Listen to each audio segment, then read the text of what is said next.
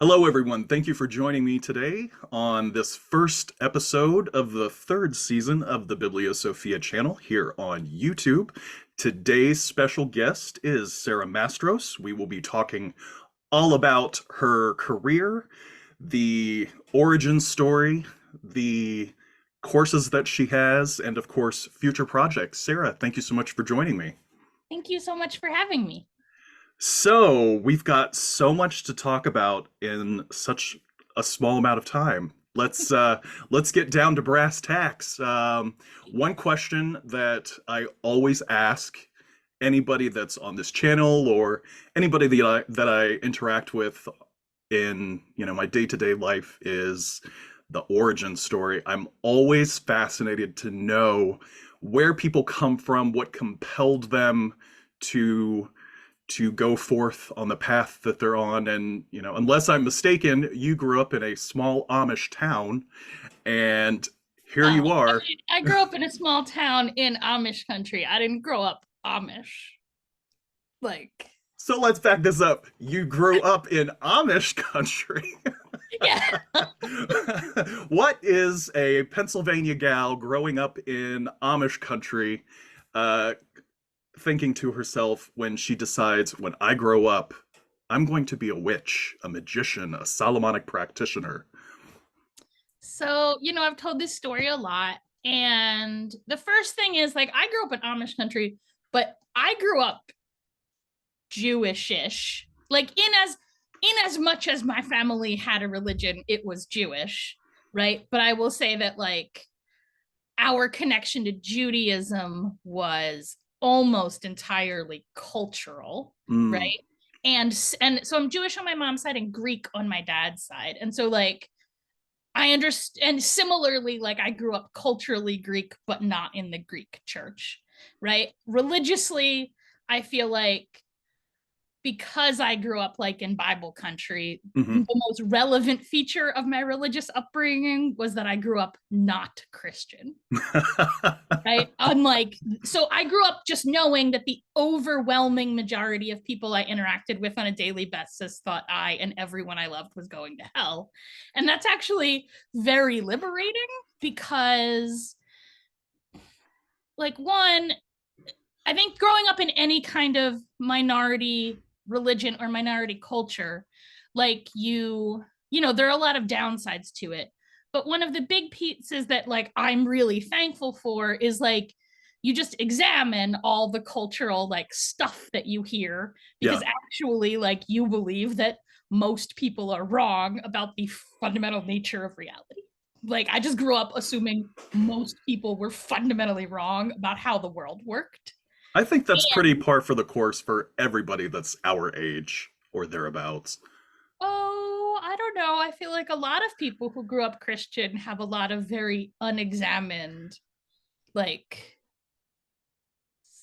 cultural baggage that they grew up with that they just never had any reason to question. Not that they necessarily believe it, but they just I don't know, don't they never really had occasion to question it, Mm. right? Well, And let me clarify. I meant people like us, people who have deviated from the norm and I think done sometimes this people self-examination. so I think that's true, but I do think that generally coming up in I think that people who grow up in a majority culture still have a lot of including me, I still have a lot of unexamined, just Anglo-centric capitalist baggage that I don't even realize I have until it is somehow provoked by examining something else or talking to people from other cultures. Yeah. Like talk, I don't always remember that America is a backwater, but also, I believe that everyone starts off as a magician.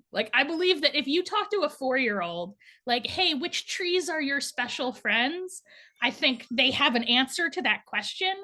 And if you're and does the tree ever teach you magic? Some of them say no, but a substantial portion of them will say yes, right? They know that that the world described by fairy tales is indeed the world we live in, right? And I feel like our culture just beats that out of people by the time they hit about 6 or 7.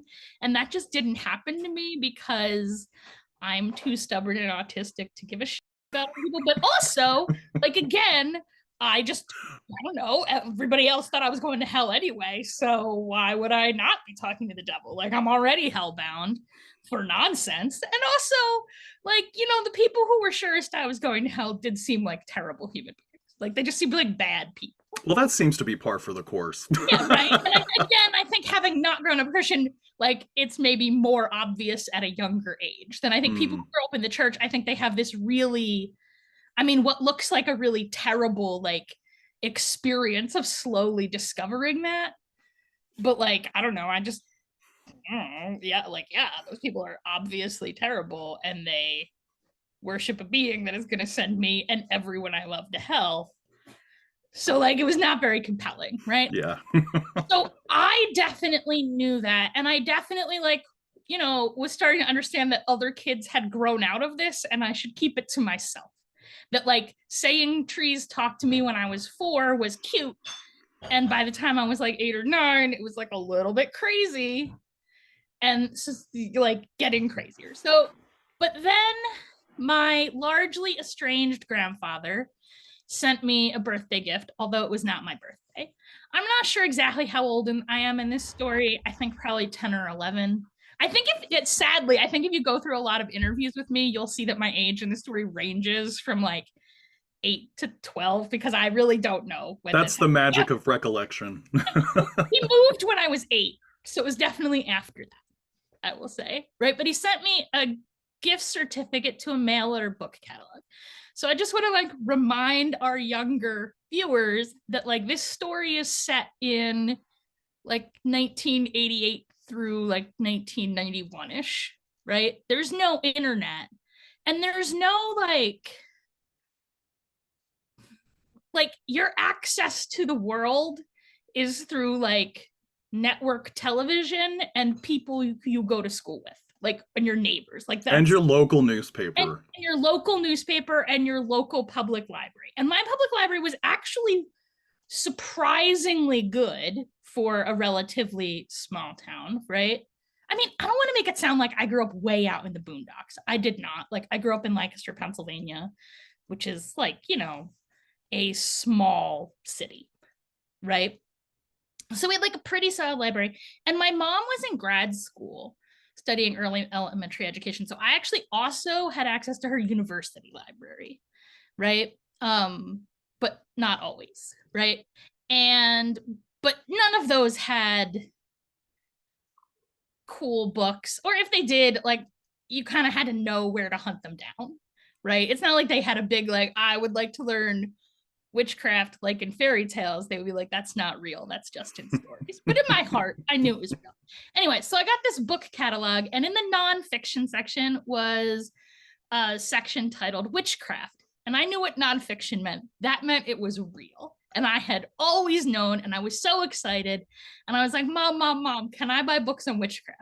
And she was like, yeah, but you're going to be disappointed. And she was right. They were a little disappointing. So I got 2 books.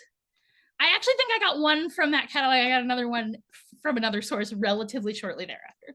So the first book, I always feel bad. I actually don't know the name of it. I always call it Buckland's Big Blue Book of Bibbidi Bobbidi Boo. Yeah, see, people our age definitely know what book I'm talking about. I think it's called like The Complete Guide to Witchcraft or something. I believe so. Then again, Bibbidi Bobbidi Boo works. I mean, it's fine. It's like an intro to Wicca book, basically. And, for it having been, let's say, 1988, it was among the better books I was going to get. Like, it's not bad, but I would not, now that there are more options, I would not necessarily recommend that book. So that book, I did learn a lot of things from it, right? And I will say the most important things I learned from that book are that, like, witchcraft is real, but it's hard. Like, you have to study and practice and learn things to do it. And that 2, like, witchcraft is sort of written in between the lines in like mythology and history, and you have to dig it out. And I learned a lot of other stuff in that book, most of which I do not find necessarily helpful, but I feel like those are the main points I learned. So I also got a book called The Encyclopedia of White Witchcraft by Patty Slade, which is, I guess, what we would now call like British traditional witchcraft in that zone. And that book, honestly, I would be hard pressed to tell you any specific thing I learned from that book. But the aesthetic of it was perfect. It had these gorgeous, like full color pictures and like some of them illustrations and some of them photos. It had it felt like fairy tale magic in the way I wanted, right? And that book is basically about the Wheel of the Year. So it's really, I would say neither of those books are really about like witchcraft as a magical practice. They are both about like witchy religious practice. My first encounter with like real magic, right? Where I touched it and I was like, oh, this is so much better than this I've been making up based on Buckland and fairy tales and whatever supposed to tell me, right? Was in my 7th grade history class, we had a book called something like Primary Sources in Ancient History. And in that, it had some things labeled Mesopotamian spells. Now, I have since bought a copy of that book, and that book does not cite its source. But I will say, like, I have read a lot of ancient Mesopotamian spells, and I believe what it is actually giving is Thorkild Jacobson translations of, sorry, my brain went out, of Mukul tablets, right? Exorcism. Mm-hmm. So there's a curse that begins scorching fire, warlike son of heaven, right? I can see you nodding, you know the one I'm talking about. Well, in my history class, we used to read these primary sources out loud.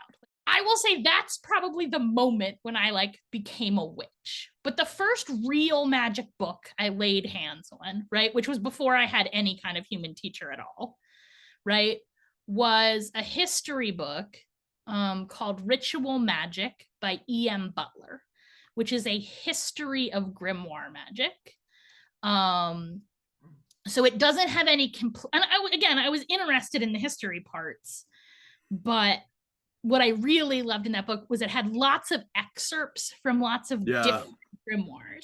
That may have been a book that I purloined from my local library more than once.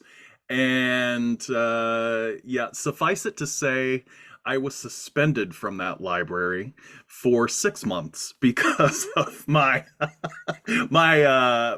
my sticky fingers and taking books that I shouldn't have. Because, you know, when you grow up in a Christian household, oh, I see. Things of that nature are more than frowned upon. Oh, no. I mean, my parents thought magic was like a phase that I would grow out of.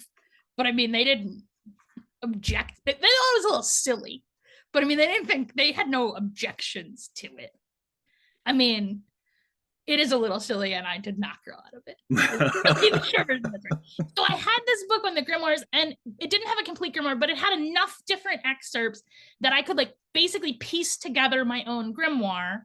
And again, I want to remind everybody that I'm like 13 in this story. So it's not like I have a real like background in like critical scholarship, right? And I have a little bit of German, but not much. That's going to be relevant because I'm going to throw in some German sources. So I'm piecing together this grimoire, right? Kind of like, you know, in Jurassic Park where they like fill in the gaps with frog DNA? Yeah. They're filling in the gaps in his grimoire with like some Jewish prayers and some fairy tale stuff and some powwow or braucherei, which is Pennsylvania Dutch folk magic.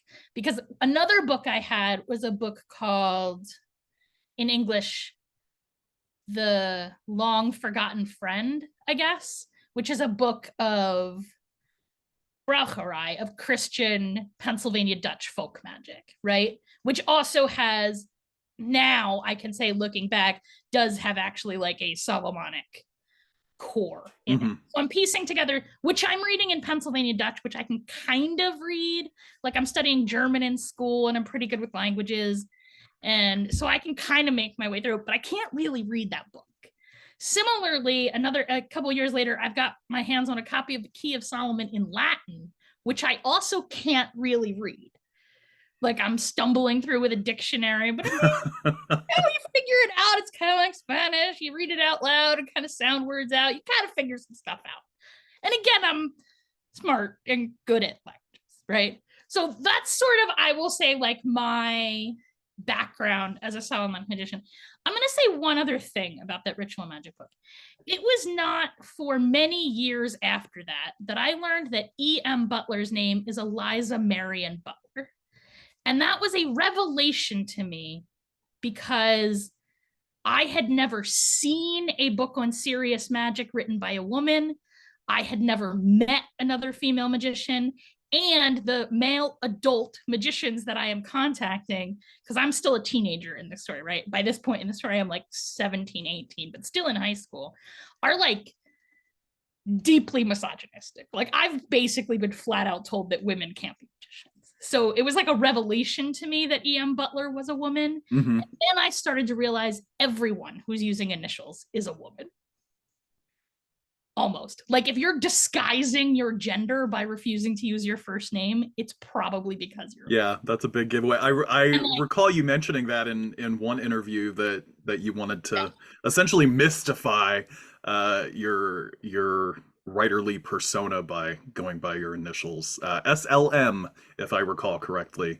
Curiously enough. But I mean, I will say, like, yeah, so like when I started writing, which was just little zines and stuff, which is, you know, once I'm in Pittsburgh, so so around 2000-ish, right? I'm starting to publish in like little local zines, and I am using initials for the same reason. I am doing it to disguise the fact that I'm a woman because nobody will take me seriously. And I very specifically don't do that anymore because I feel like I have enough clout that people can take me seriously. And I feel like the climate has changed some, but not as much as maybe it should have. So I guess what I'm saying is to other women out there, I really like you can like every once in a while I hear some of my heroes in Solomonic magic, like they'll be asked to like recommend some modern writers and they'll give a whole list of men and then be like, and also some women. I'm like, I don't know, man. Like, one. Anyway, sorry for that long feminist digression. So that's, I would say, like sort of my path into Solomonic magic. You know, I mean, the grimoire texts I was reading were obviously Christian or Christianized, right? But they claimed to be from Solomon.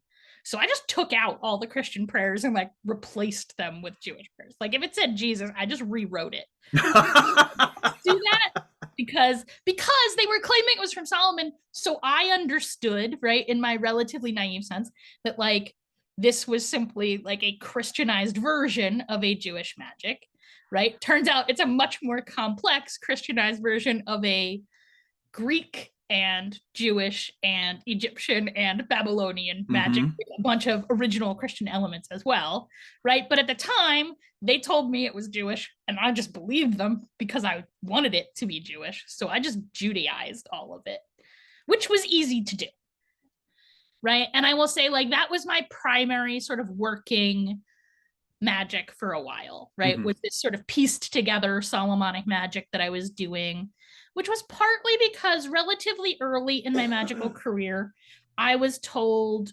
mostly by Wiccans, that like you should focus on the like practices of your ancestors. And I was half Jewish and half Greek.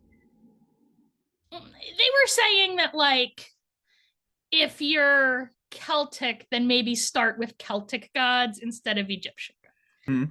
But I guess what I'm saying is I started with Jewish and Greek magic, and there was like a lot of that. So I really didn't feel a call to do other stuff. I guess I feel like even in the witchcraft community, I was very much like culturally and background wise an outsider. So I always ended up in like the corner of the witchcraft community that was the not WASP corner. So I started hitting like ATR, like African traditional religions and Vedic magic, I think quite early in my career, for the same reason that my Girl Scout troop was all Jews and Hindus and Buddhists, because it was the only one not associated with the church. Like there's, at least when I grew up and where I grew up, there was like WASPs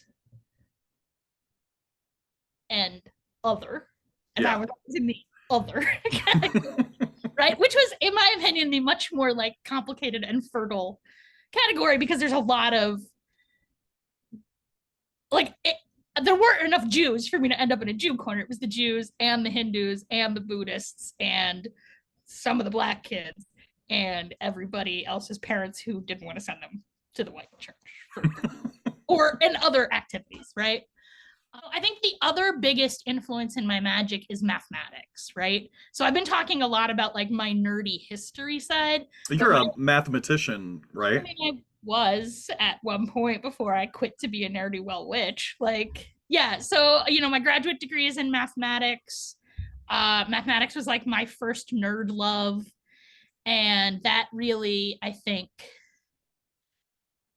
partly the content, but I feel like mostly like the habits of mind, right, that we develop in mathematics, which are habits about like precision and requiring proof and like the value of intuition, but the need for intuition to be facted up later, and like reasoning by example, and sort of all of those habits of mind, I think, are really important to my practice of magic as well. So we go uh, from Pennsylvania, where you have to worry about lead contamination, and you're essentially transmuting the lead of your childhood into gold as you grow older. Let's use some alchemical metaphor. Although I want to here. say, like, I had a great childhood. Like, I won the parent lottery. My parents, I mean, I'm not saying they were perfect, but compared to like a lot of stories I hear about people's parents were great.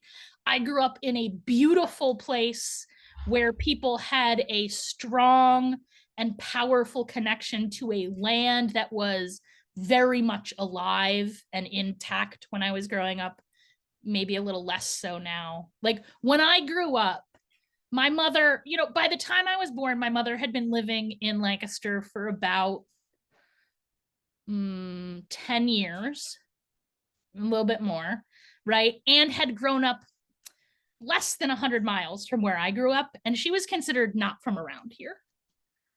Like people where I lived had a genuine connection to this place where we lived. And I think that was fabulous. I give a lot of thanks for that. You know what I mean? Like I also had a genuine like communion with the river and with the and like, which leads me into my next question, with regards to your formative years and your interest in the esoteric, and now, of course, having this connection to the land. Correct me if I'm wrong, but this is actually part of your coursework that you teach. Is that correct? Where you gain spirit allies from the land and essentially the genus loci? Yeah, in my intro class, I talk a lot about like sort of working with, spirits of plants and spirits of place and spirits of rivers. It's a little hard when I teach locally. I teach a lot of that, but I mean, I think of what I teach about like coming into communion with spirits of land is generally applicable to anybody who lives in like a temperate forest region. And I guess when I talk with indigenous people and I ask them how to work with the river, they generally agree with me that the river's the only one who can teach that anymore. Yeah. That like those elders are gone and we're just going to have to learn it from the river, and that's where they learned it.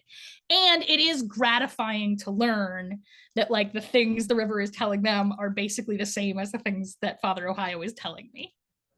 You know what I mean? And so I am a big believer in like speaking with the spirit of the river and speaking with the spirits of plants and all of that. I'm real into plants in particular, I will say. And I think people have this impression that like Solomonic magic is missing all of that. And I think that's a quite recent occurrence because Solomon in Torah, like it's very, okay, I've noticed that Christian translations sometimes say that Solomon spoke, it will translate it as like Solomon spoke about the animals and plants.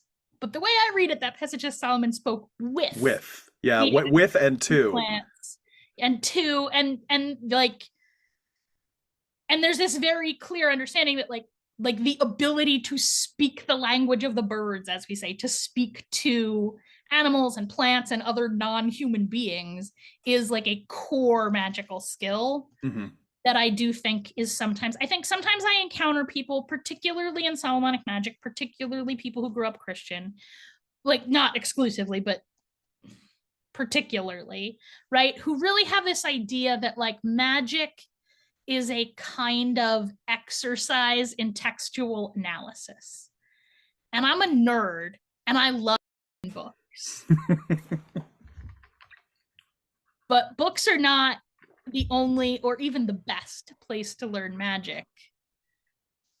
Like, you also learn it from trees and rivers and that, and angels and all that. And I think a practice that isn't informed by that, honestly, I'm a little sus about. Like, it's a little bit like, do you even magic, bro? Yeah, it's to the point where, you know, there's theory and then there's applied practice, and, you know, we collectively, not you and I, but we tend to, well, there's that.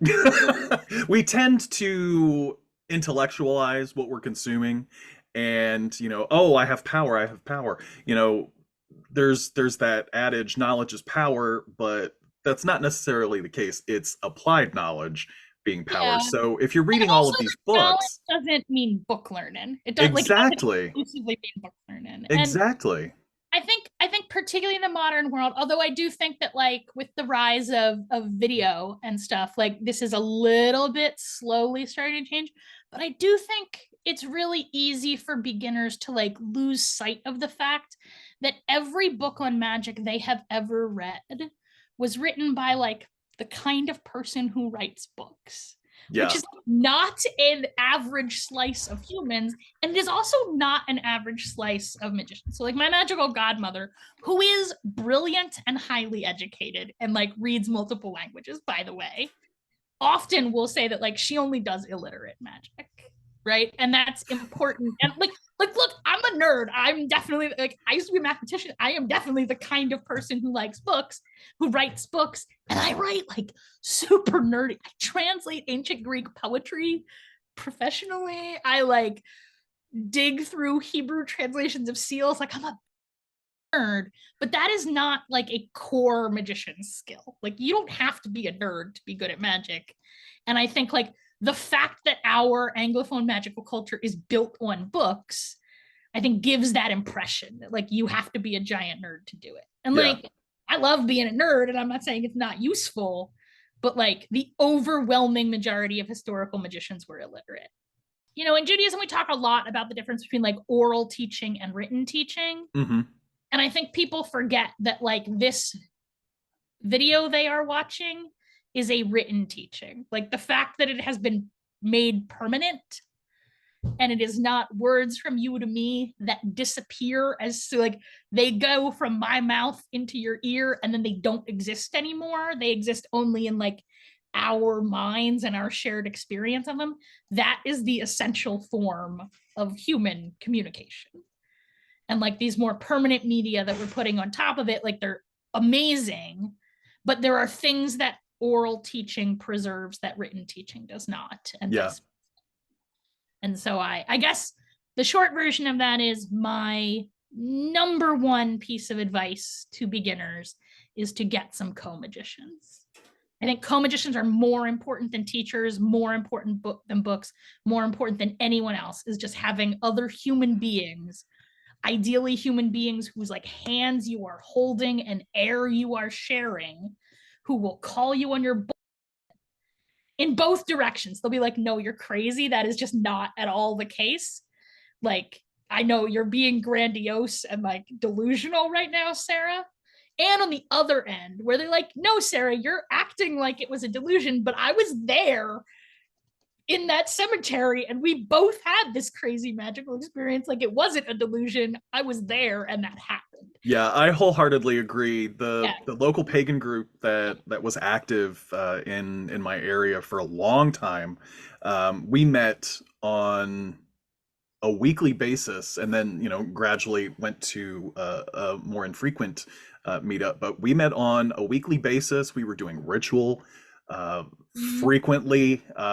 So, you know, there were these times where, you know, you're involved in ritual or you're doing some sort of, you know, guided meditation or some sort of other experience, and you're thinking, did I make all this stuff up? Did this really happen? And then you've got, you know, Tom, Dick, and Harry, who are also in the group, that are like, we were there. We all experienced the same thing.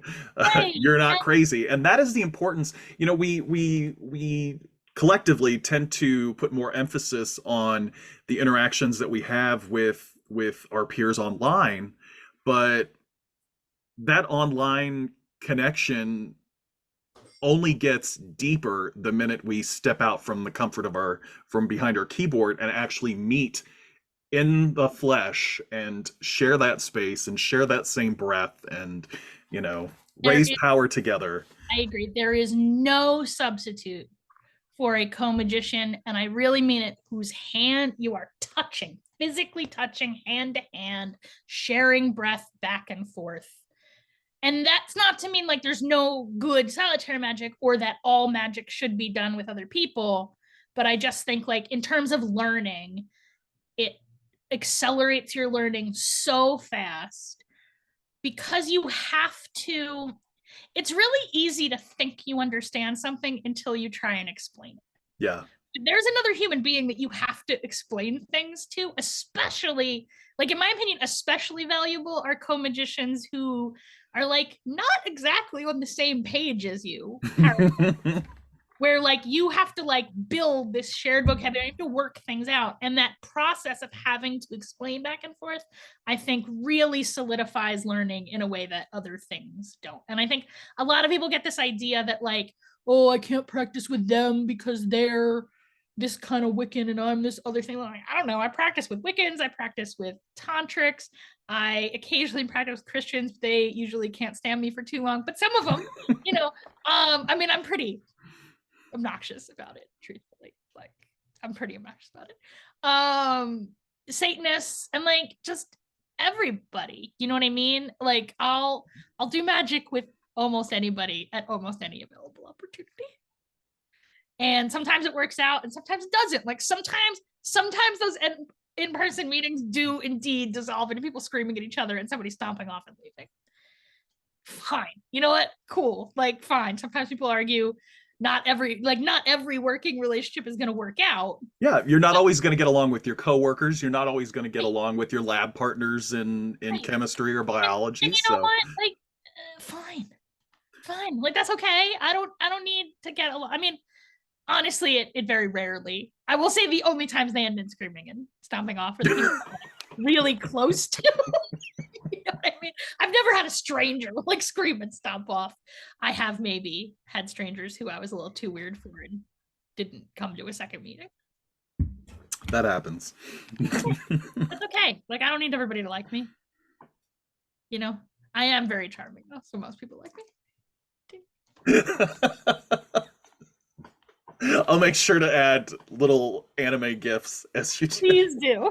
I noticed on your website you have, you know, obviously the classes are for adults, but this is something that you're the only public educator within the esoteric community that I'm aware of that actually has the disclaimer, if there's, you know, basically stating if there's any information that you as a parent would have about teaching classes to your teens. I thought that was pretty interesting. I get questions a lot, like about, okay, I will say if anybody listening to this has experience with little kids, the number one request I get is for like pagan and magical materials for young kids, which I honestly have very little to recommend. Like, I've seen some,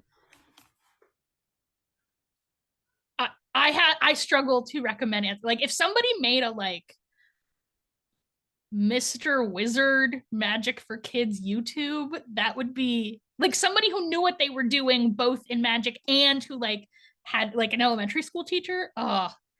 That would blow up. So if anybody listening to this wants to do that, like, I strongly recommend it. There is a real like desire for that. But what I tell people is just fairy tales. But for teenagers who want to learn, like, my course is definitely designed for adults. Mm-hmm. Like, in particular, I will say, like, I teach sex magic in lesson 6, right? In the intro course. Like, it's definitely for adults. But a lot of people, I think, like, my impression is that a lot of adults are sort of watching with their teenagers. One would hope. I mean, that's what I tell them. They're like, can I put my teenager in your course? And I'm like, absolutely not. But like, you can take the course and decide what you want to reteach them. Do they just give the videos that they haven't watched to their teenager? I think some of them Probably. do, but I have covered my legal ass in it. Yeah. But I mean, it's really the sex magic is the part that I feel like is inappropriate for teenagers, but also some of the other stuff, I guess, you know. Yeah, so I will occasionally teach teenagers one-on-one with their parents' permission, which came up more when I used to teach high school. Interesting. So as a high school teacher, or as a former high school teacher, did you find yourself in those situations where you were actually, open about your spirituality? Yeah, super open. Like, wow. I mean, first of all, my name is highly Googleable. Yeah. So like, if you put Sara Mastros into Google, like the fact that I'm a devil worshiper is like right there on the front. Witch. So the last 6 years of my teaching career, I spent at a pluralistic Jewish school, which was interesting. I was very open about being a magician there. I never got any pushback at all on that. Did the administration receive any pushback on it? Probably. I mean, not to my knowledge. I will say I'm a very good teacher. Like, I'm good at my job.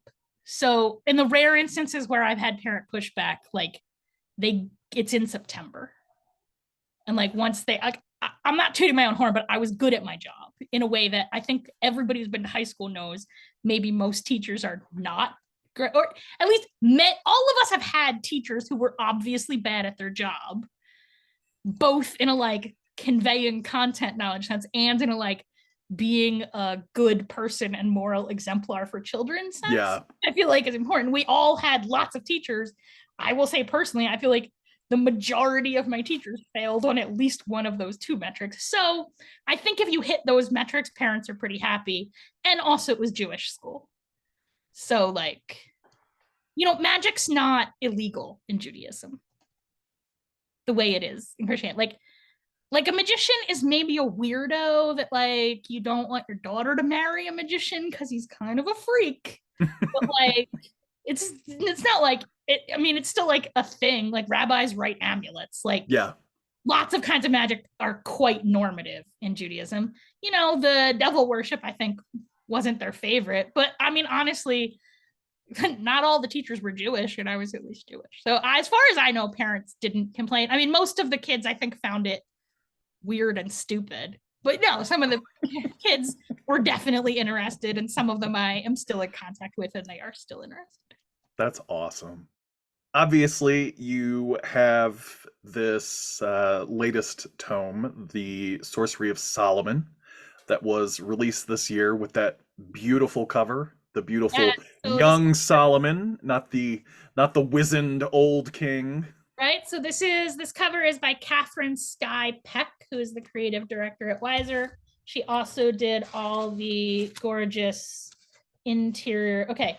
This is an interior illustration, but to be clear, the interior illustrations are in black and white. I have colored that one in with colored pencil. There's a more. They're black and white. I really love coloring as a like contemplative or meditative exercise. And in particular, I feel like color magic is the first thing I teach in my intro class. I think it's like a really easy way to get started in magic for like Westerners who are brought up in a very like materialistic culture, like where I feel like working with spirits can be like maybe a little intimidating, or like working with like invisible energy can be a little bit like confusing and intimidating. But I feel like colors, I feel like when I say like the magic of the color red, like we do have a pretty clear shared cultural understanding of like what that is, right? And so that's where I start people. But I'm not a very good drawer. So I really like to color as an exercise in men. And that's why in Orphic Hymns Grimoire, the illustrations are all like coloring book style. Like they are intended to be colored in. And I encourage people to like photocopy them out and make multiple copies. I use them, like I color a new one for like every spell as a like, I think coloring really forces you to like pay attention to what you are doing. Yeah. And like hold your attention on the icon in a way that is really useful. So I do a lot of that like icon based work. So what was the driving force to select the specific pentacles that are highlighted in the book? So some background for listeners who are not fully familiar with the Key of Solomon. We talk about the Key of Solomon as if it is like a specific historical text, but it is actually a closely related family of different texts. And depending how loose you're willing to be with your definitions of what counts, those texts start in late antiquity. And like the Key of Solomon in the form we really know it. And to be clear, there are two books, sometimes called the Key of Solomon. I am talking about the one sometimes called the Greater Key of Solomon. In the form we know it, it sort of crystallizes probably in Italy, probably in like the 14th or 1500s. But the Pentacles, there's reason to believe that like they started off as a separate book that were later conjoined. So some manuscripts of the Key of Solomon don't include the Pentacles at all. And in a lot of manuscripts, there's a book 1 and a book 2, and the Pentacles are in neither of those books. They're like in between, which is like another signal that they're maybe not original to the text. They're pulled in from elsewhere. So the Pentacles are a set of Hebrew seals. I'll just show you. This I would say is like a quite sort of standard. That's like, I showed some of the ones with hands on them before. I think those are a little bit, that's more like a typical Solomonic Pentacle one I just showed that happens to be a Jupiter Pentacle. They're categorized by planet, but the assignment to planet is not 100% the same from manuscript to manuscript. And that's because even though we talk about them as planetary pentacles, these aren't. Okay, so we were talking before a little bit about how like, you know, I'm not a huge fan of like these hard categories in magic, but in order to talk about them, I need some categories. So I'm going to use Agrippa's. And Agrippa says there's 3 categories of magic. The first is what he calls natural magic, which we might call broadly probably sympathetic magic. And that's magic that's really rooted in the material. It's rooted in matter. So it's magic that uses plants and stones and also like the physical body of the magician. That's where the sort of oomph for the magic is coming from. It's coming from these embodied things, your own personal body and like plant materials and whatever, right? Natural magic. His next category he calls celestial magic, but we moderns will probably call it astrological magic, right? It's magic whose like essential oomph is coming from time, right? So sometimes when we talk about astrological magic, like we talk about it as if the force is like emanating from the planet. And I'm not saying that's false, but like in its essence, astrology is just like a really fancy calendar. Like it's the magic is about time, the magic of individual moments, right? So we have this matter-based magic and then this time-based magic. And then he has this third category that he calls divine magic, but I might call like abstract or ideal. Ideal in the sense of like related to ideas, not ideal like perfect, right? We have this idea-based magic, which is based in things that are bound in neither matter nor time, right? And so a lot of times that's magic that's like magic words and formulas, those sort of ideas, right? And the pentacles are 100% in that third category, right? They fall very squarely into like a broader Hebrew amulet tradition, right? So the pentacles, we are mostly familiar with them from Christian manuscripts where they continue to be written in Hebrew. The seals themselves are in Hebrew. But the seals are like very similar to other kinds of Hebrew and Jewish amulets. Like there's a very robust Jewish Hebrew amulet tradition that the pentacles are part of, right? And so remember I was saying like my first exposure to Solomonic magic, I just like bought the frame story that they were from King Solomon. Now I have a much more sophisticated like, so then I got sophisticated and grown up and I was like, no, that's nonsense. People just say that. But now I've like come back to this idea that like, no, like there is a spirit, King Solomon, who is the one that like teaches these pentacles, right? That like, that's the spirit that it comes from, right? And if I don't think a dead person can write a book, like what am I even doing as a magician? I definitely think dead people can inspire books, right? I have had the experience of dead people and, of mythic characters, I will say, right? Like mythological beings speaking, like dictating books to me so that I think that happens, right? So we have these 44 pentacles from Mathers, but because magic is illegal, right? In the cultures in which those grimoires are being written, they don't cite their sources at all. And I appreciate that is because citing sources is the same as naming names. Yep, like, pointing fingers, naming names. I get why they're not doing that, but it's still quite frustrating to be reading these texts where they don't fucking explain anything, right? So I was working with these pentacles and I was like, hey, what is this word here? Like, what does this word mean? And I would talk to experts and colleagues, and many of them would say, some of them would be like, here, I can translate this piece of it. Right? So some pieces of it are easy to translate. They're direct quotes from Torah, or they're like angels and God names that are like just very well known, right? Easy, but a lot of them are not that, right? And I'd be like the text says that this operates by virtue of the magic names.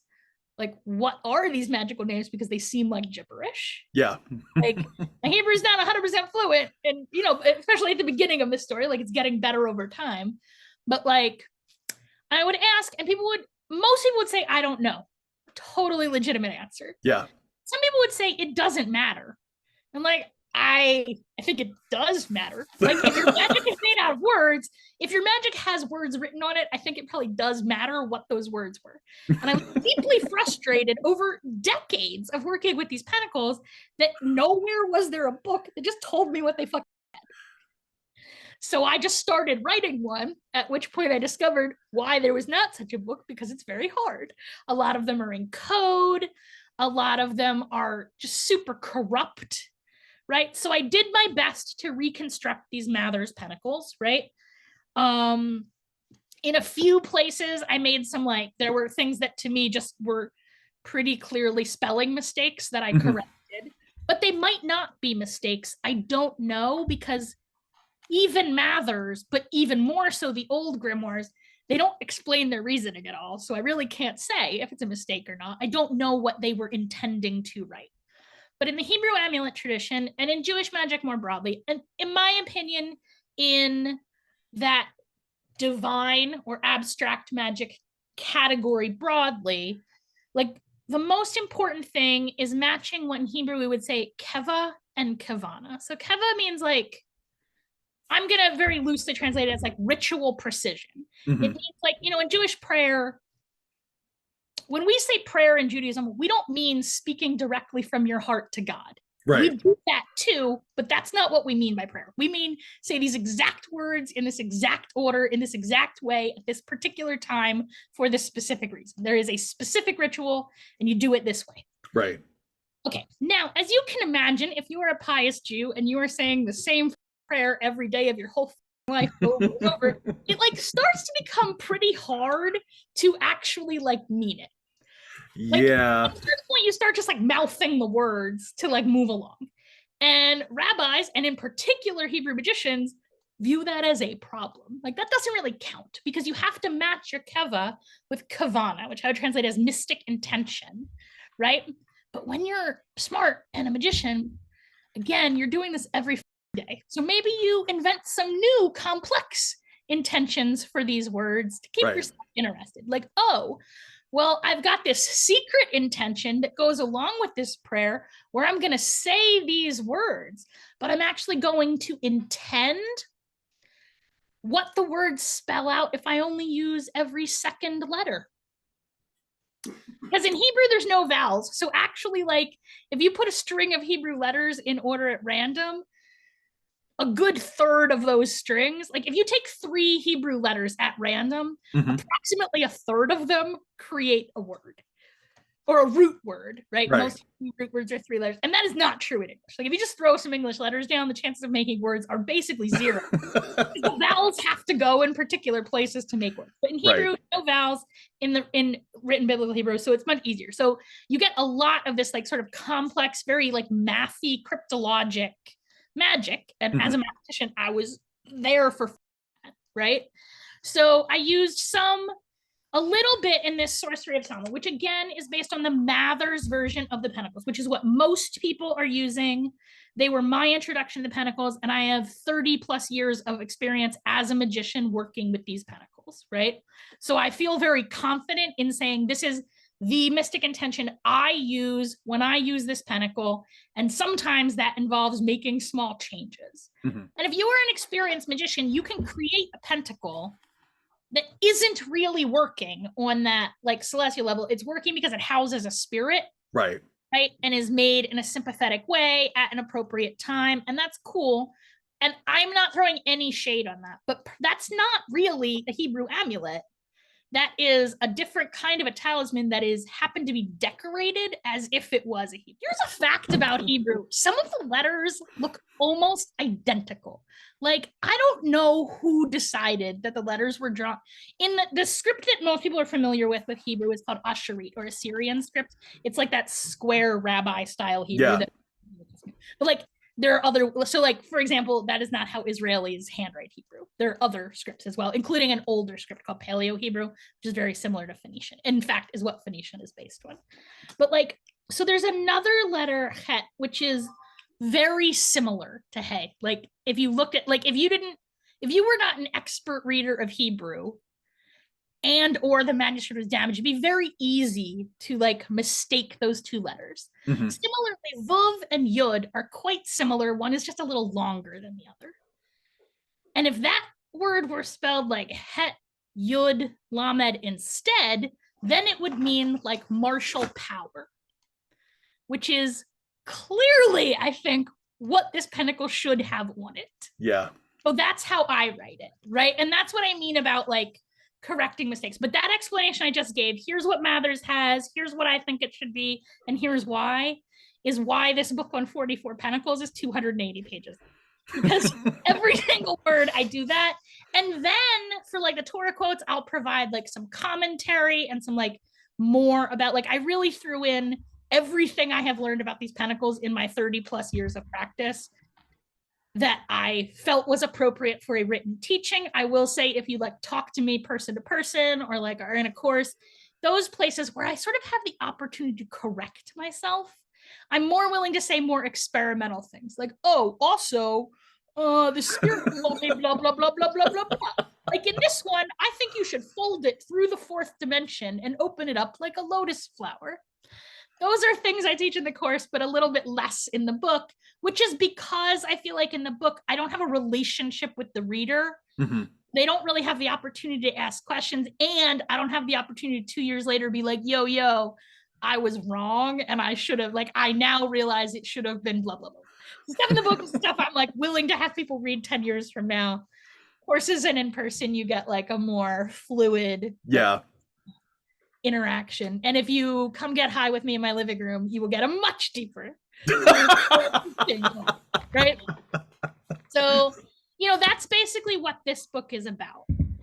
I have done so many interviews on this book that I'm going to shift topic a little bit. Yeah, absolutely. In the process, so I have always believed, like sort of as a matter of faith, but a faith that, again, is backed up by some serious nerding, right? That these Pentacles are originally Jewish. I believe, but I can in no way prove, and maybe I'm wrong, like I'm very open to the idea that I'm wrong, that the Pentacles originate in probably 12th century Sepharad. That is to say, in the Jewish community in Muslim-controlled Spain and Portugal in the 12th century. And that is based on the fact that, remember I was saying they're very similar to other Hebrew amulets. Like, that's the core of my reasoning. Like, there are other reasons, right? So I found a Hebrew manuscript of these Pentacles buried away in this library. I mean, I didn't find it. Stephen Skinner found it. He like mentions it in a footnote, but I don't think he had actually seen that manuscript.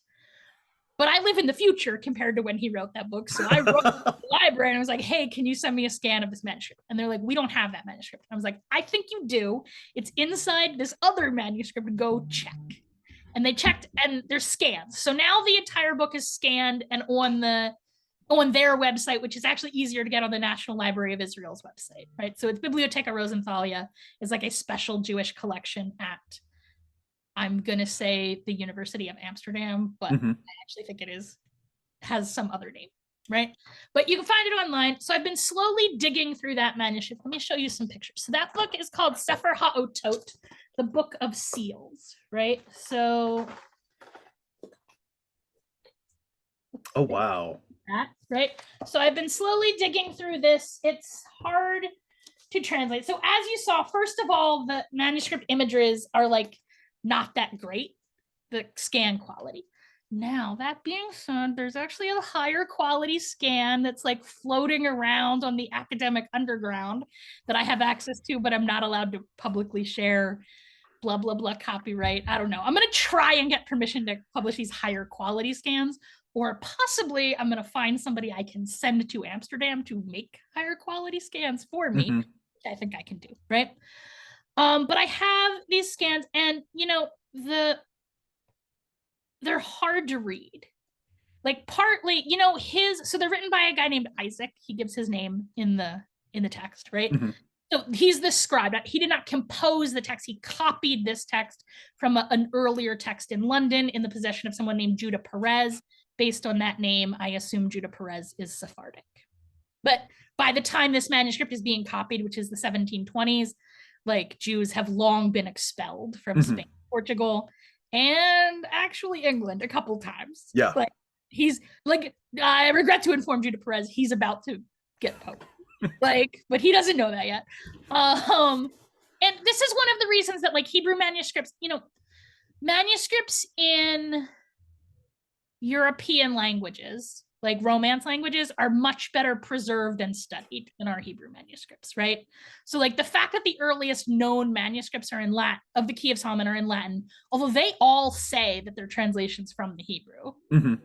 But are they? I don't know. Like Christians like to claim that stuff is Jewish when it's not. So hard to say if they actually were. I think at the Pentacles, unquestionably.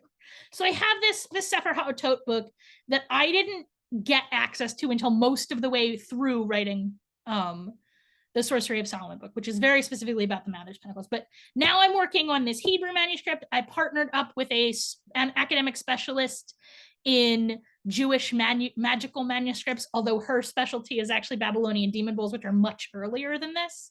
Fascinating. Yeah, and it was because, my Hebrew is not 100% fluent, and also the actual manuscripty bits, right, like are hard to read. So I was saying the Pentacles themselves, his like rabbinic Hebrew, beautiful and perfect, but the marginalia, his handwriting leaves something to be desired, and like the ink bleeds through from page to page. Like I don't have experience working with historic manuscripts is a thing I found out when I started working with this historic manuscript. So I partnered with this academic who would prefer I leave her name out of it on account of she is a young woman in academia and being associated with magic as well.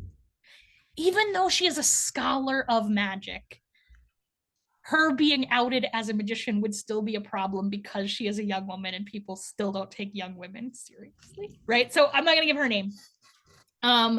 She was, when I was working with her at Oxford, but she recently finished grad school, so she's not. So she and I worked through like a rough translation that I am still interpreting. The transcription and translation will be out next fall. Mm-hmm. But then, I don't know, maybe sometime after that, probably the spring after that, so spring 2025, I am happy to announce we are like, I just got a contract via email in the last couple of weeks.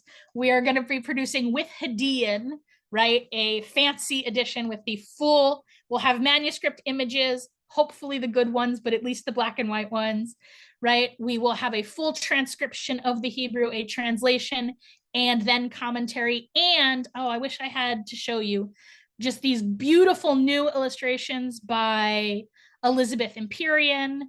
So we're sort of like birthing this grimoire into the world. Most excellent. But I want to be clear, in terms of like commentary, I'm still doing all that linguistic commentary. There's so much code in this manuscript. So Hebrew magic uses a lot of codes. I was mentioning before that one common kind is to like take a Torah verse and take the first letter of each word or like the last letter of each word or whatever and make a like magic name out of that. Well, that's really easy to do when you have the verse and you get the name. It's like not so easy to go from the name and find the verse. With some computer programs and her expertise and my expertise, we are managing to decrypt a lot of it, but not all of it, right? So I don't have 30 years of experience with this manuscript. I've had this manuscript for about a year now, right? But I am doing my very best to decrypt everything. But one of the things I really want to include in the book is like questions for further research, right? So let me see if I can find a good example.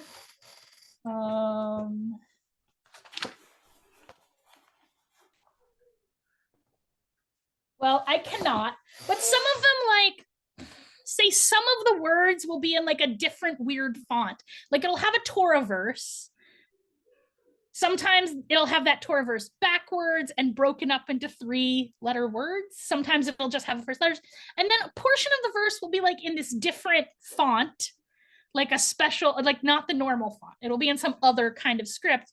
And so the question is like, why? Why is that portion here? Or like there's one that has like a pentagram and 4 out of 5 of the like spokes have magic names in them and 1 doesn't. Interesting. Why? Is it missing?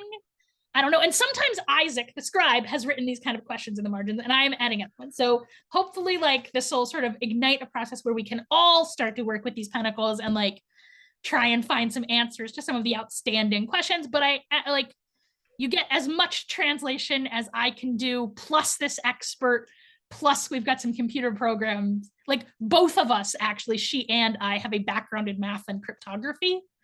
Right? Absolutely. She's younger, incredible. so hers, like mine is a little bit more, hers is more up to date on the computer end. Like I haven't done cryptography in 20 years because now I'm a good for nothing witch and not a professional.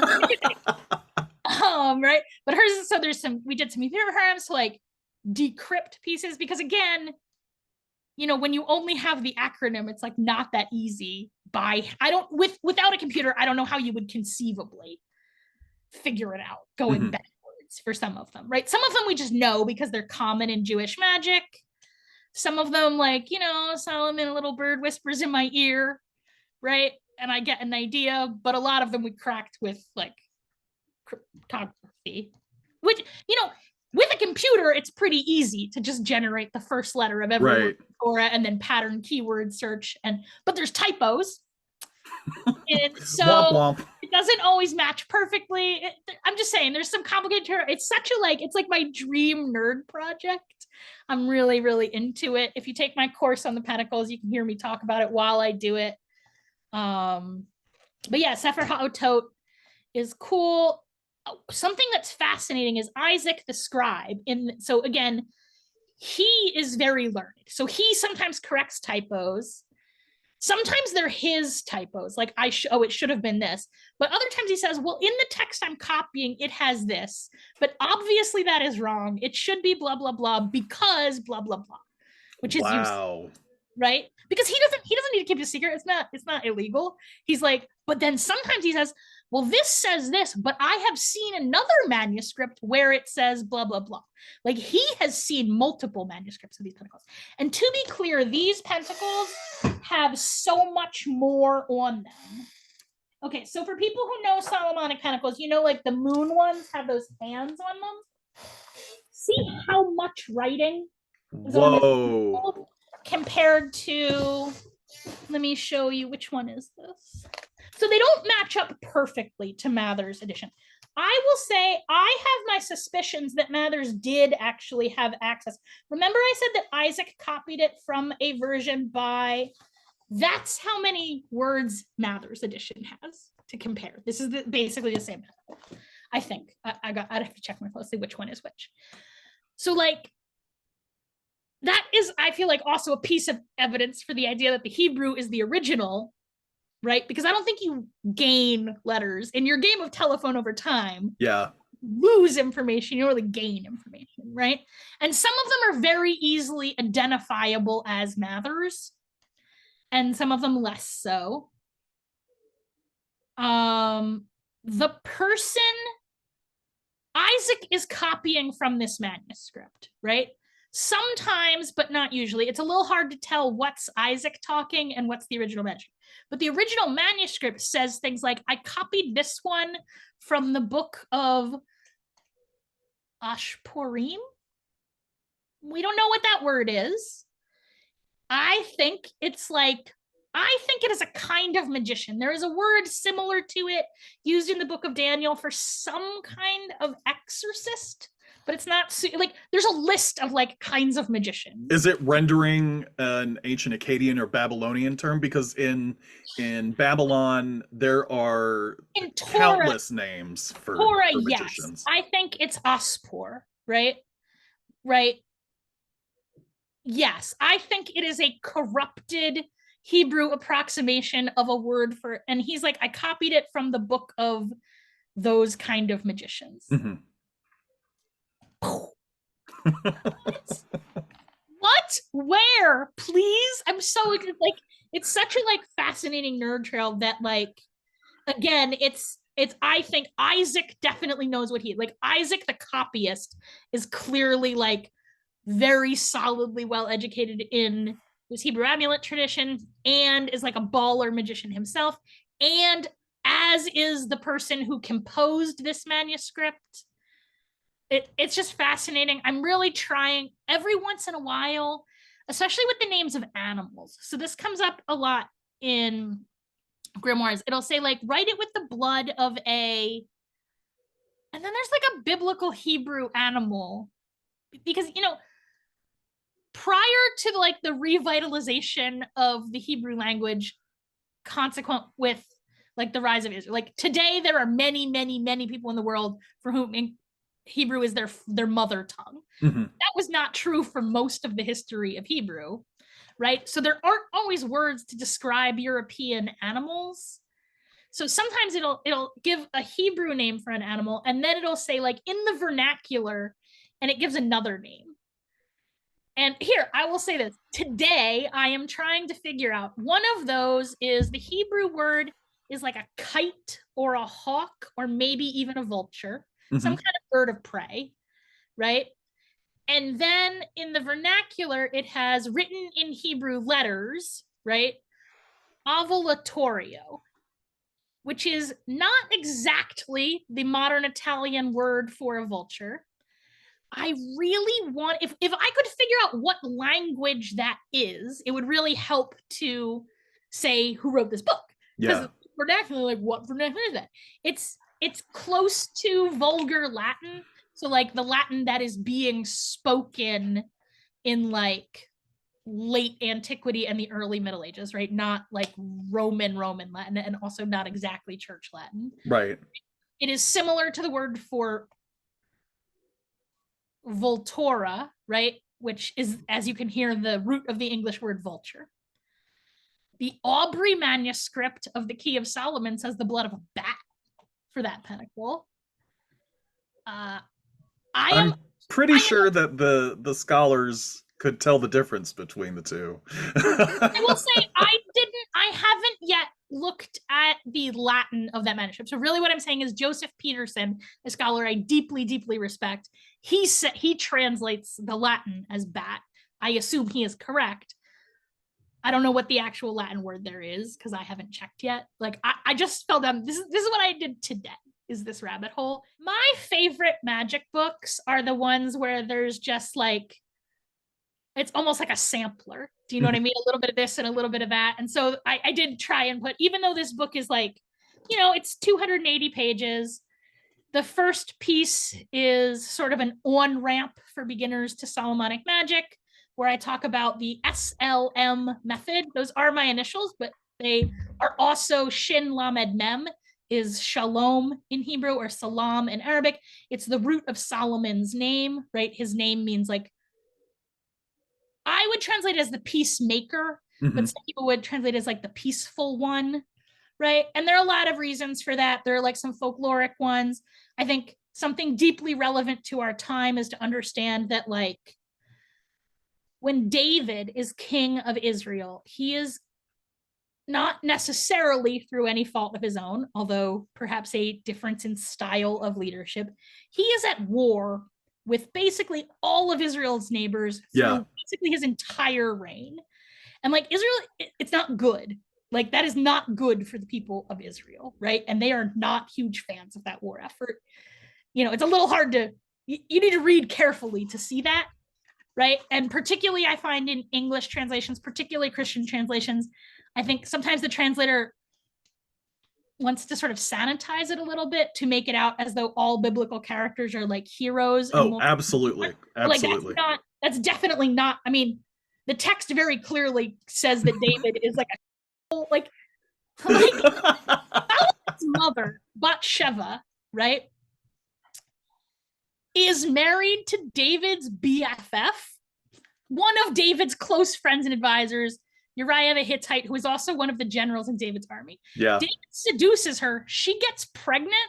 And then David sends his friend on a suicide mission to cover up the fact that he's been stooping his wife. Yeah. Like,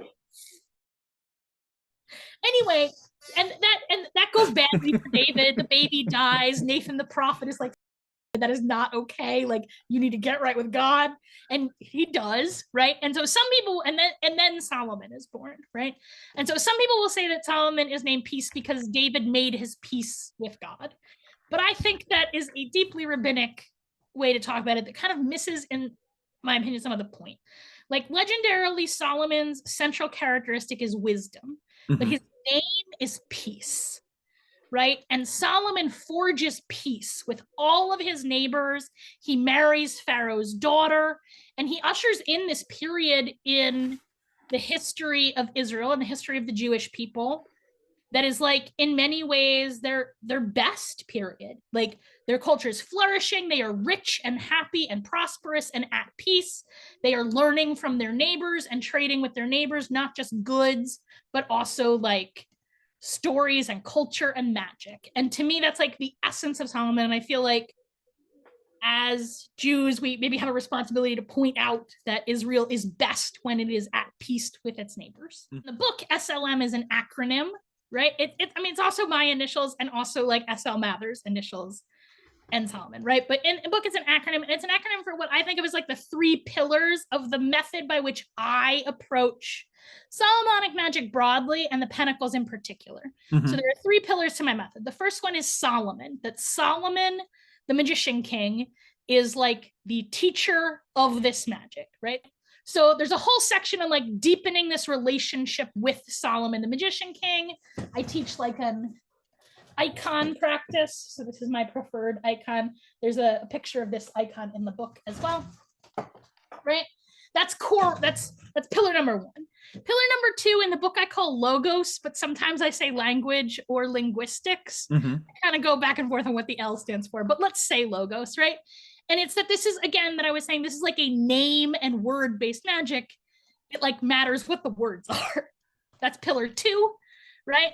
And then pillar 3 stands for M, that magic is really, really for real, not an exercise in textual exegesis. It's not a metaphor. I mean magic. Sorry, I'm not supposed to swear. You can bleep me out. I'll bleep it all out. So in the book, I teach a method for the construction of a magic book, right? Like a book of spirits, in this particular case, a book of pentacles, where the book itself is awake and alive. It has a name. It is a person, like an ensouled, spirited person. And individually, each pentacle also has its own spirit, right? And so that's like the first part of, that's not true. There's actually a part before that that is like history and cultural context. All that blah, blah, blah, blah, I said about like the pentacles, that's all in part 1, right? And then there's this SLM method, and then the pentacles themselves, right? And yeah, so like that's sort of the method by which I dive into Solomonic work, right? Is that it's built on this relationship with Solomon, the magician king, right? And that he is the primary teacher of it, right? So we're talking about dream incubation. I teach students, and I really think the easiest place for most people to make first contact with most spirits is in their dreams. And I think we live in a culture that robs us of our dreams, right? And I do not think that is accidental. Yeah, That is incredibly insightful, Sarah. I cannot thank you enough for sharing your time. And we've covered so many topics, and you'll have to excuse me right now. My cat is vying for my attention because they have an Okay. empty food bowl. But again, I really want to thank you for your time.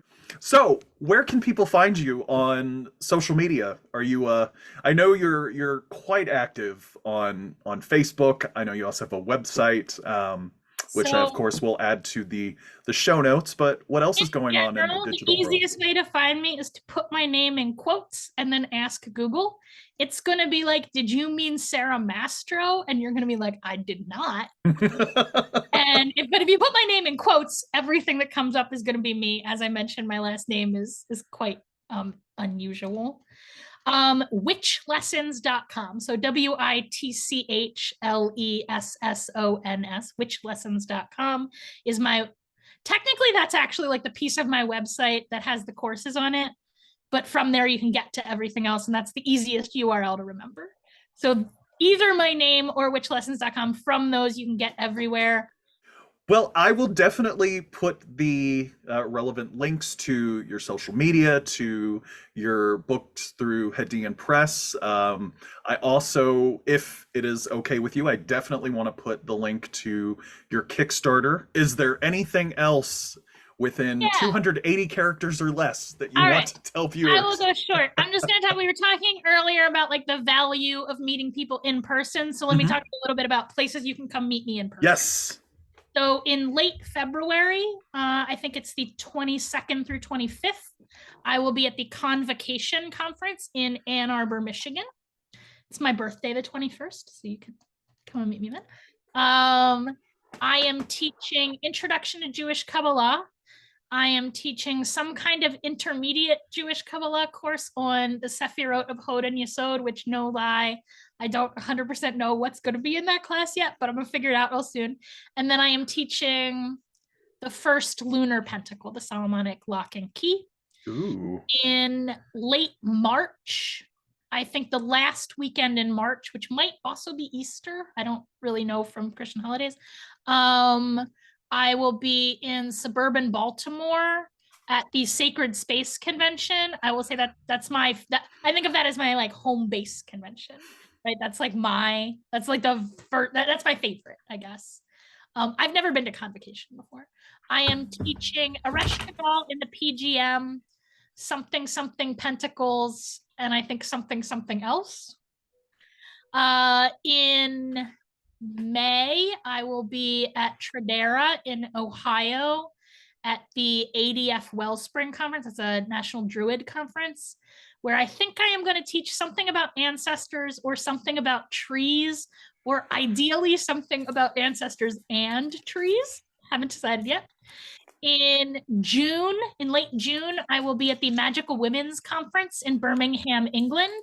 I am teaching about Sara Tzvi and her Adorsistic necromancy. Sara Tzvi is amazing, and nobody knows who she is. She is the wife of Shabbatai Tzvi, a really important 1600s messianic mystic in Jewish history. To be clear, like about his scope and reach and how crazy it is that nobody knows him. In his day, approximately a third of Jews in the world thought he might be the Messiah. Like, he's a big deal and nobody knows who he is. Wow. But his wife, Sarah, is even cooler because he is straight up insane. Like, no question, that dude is mentally ill. I mean, he has a lot of cool shit to say. He teaches like this theology of like women's liberation and radical equality and free love and communism and like all the things you would want from a mystic crazy guru. And she teaches like this really cool kind of necromancy. Excellent. So I'm teaching that in June. I think I've got a couple of book readings in London, and then in July I am doing a lunar witchcraft retreat in Italy, which is sadly completely sold out. In person, I teach in Pittsburgh all the time. Saturday, which probably this video won't even be out before then, I'm doing like a local tarot salon at Owl Hollow. So if you're in Pittsburgh, there is literally no excuse to not send me a message and meet in person. I'll even buy the coffee the first time. Excellent. Sarah's buying coffee for everyone. if you show up. All right, sir. Well, thank you again for joining me today, and to all of our viewers, thank you again for tuning in for this episode to mark season 3 of the BiblioSophia channel. Thank you so much for having me. I really had a lot of fun. You asked fabulous questions. Thank you, Sara. If you're a new viewer and would like to stay up to date with the latest from BiblioSophia, be sure to like, subscribe, and turn on notifications for our channel.